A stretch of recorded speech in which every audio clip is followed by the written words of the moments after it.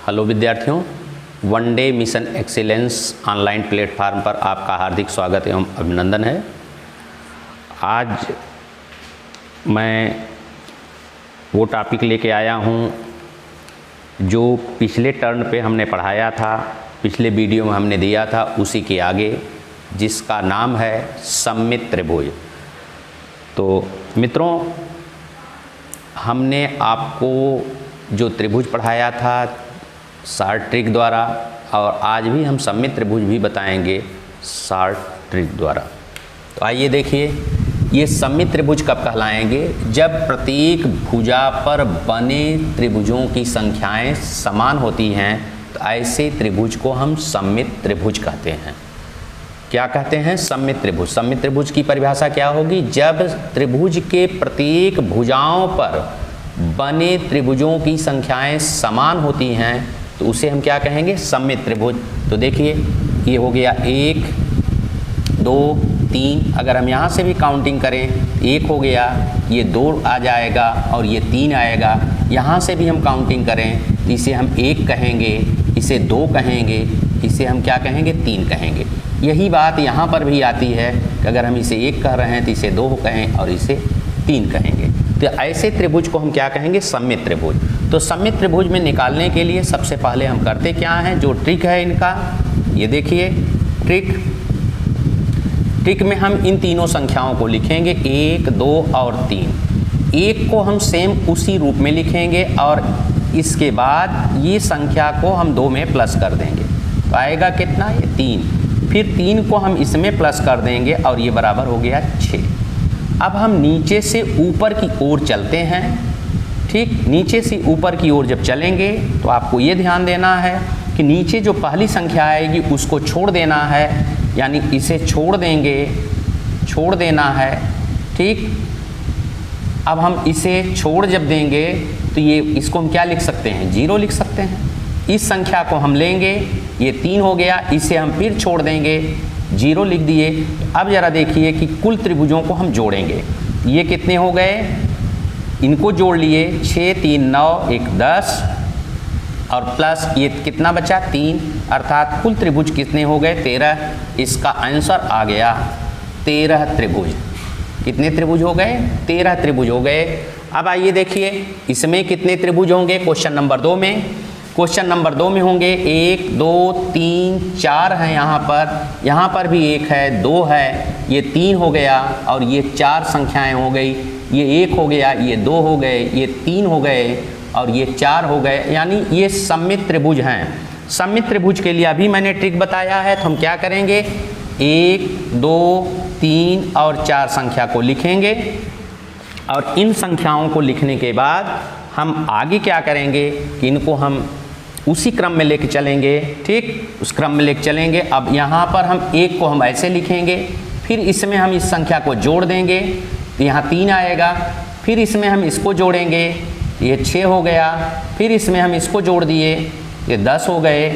अब हम नीचे से जब ऊपर की ओर चलते हैं तो अब पहली संख्या को हम छोड़ देंगे, 0 हो गया, दूसरी संख्या को ले लिए, 6 हो गया, तीसरी संख्या को हम फिर छोड़ दिए और चौथी संख्या को हमने ले लिया, तो यहाँ पर अब आप देखिए 1 आ गया। अब इनको हम जोड़ लिए, इनको जोड़ेंगे और इनको जोड़ेंगे, तो 6 10, यहाँ से जोड़िए, 1 और 3 1 4 और 10 10 20 हो गए और प्लस 6 1 7, ये 7 हो गया, यानी टोटल 27 हो गया। ये इनका आंसर आया। इसके बाद यदि हम इसमें चलेंगे, इस वाले त्रिभुज में चल रहे हैं, आगे देखिए क्वेश्चन नंबर 3 में। अगर कोई संदेह हो तो आप हमको तुरंत बताइए। अगर आपको प्रश्न समझ में आया है, ठीक, ट्रिक समझ में आई है, तो अच्छा लगा हो तो आप वीडियो को लाइक अवश्य करिएगा।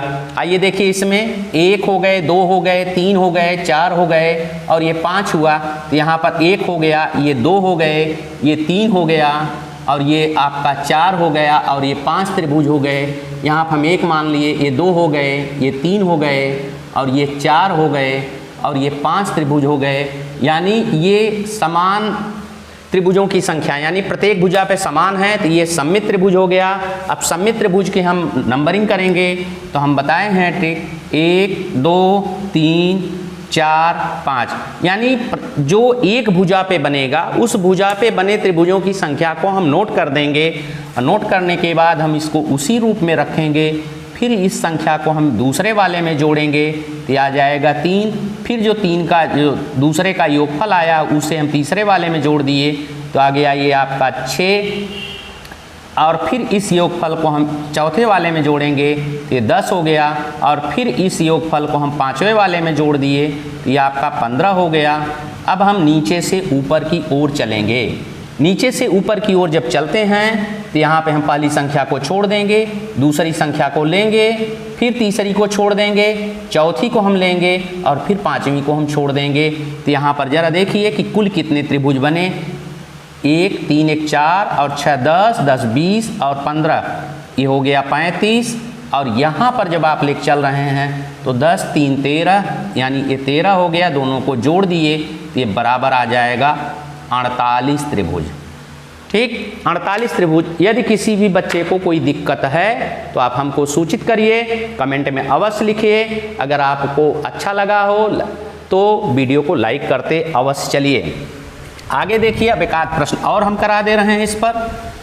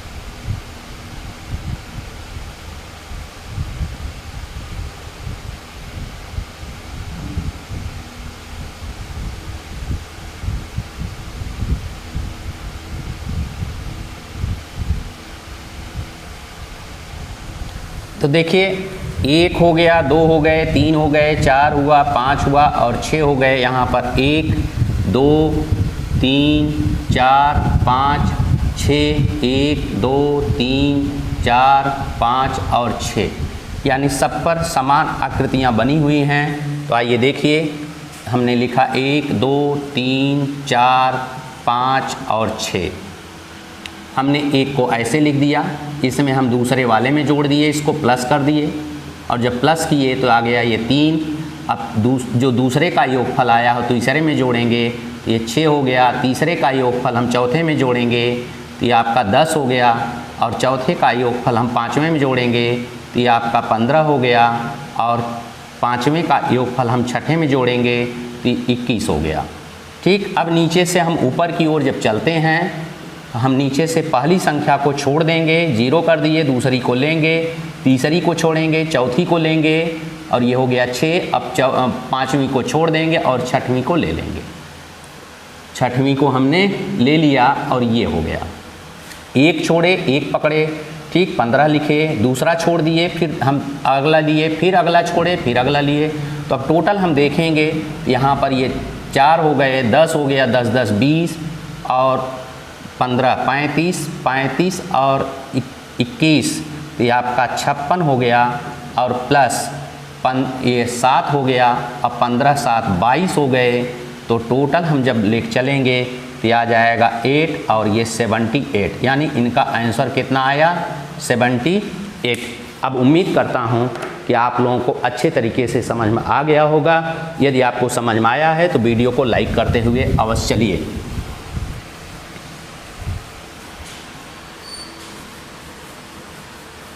तो आज का टॉपिक मित्रों यहीं तक, ठीक। और यदि आपको वीडियो अच्छा लगा होगा तो वीडियो को लाइक करिएगा, शेयर करिएगा, साथ में चैनल को सब्सक्राइब अवश्य करिएगा। धन्यवाद।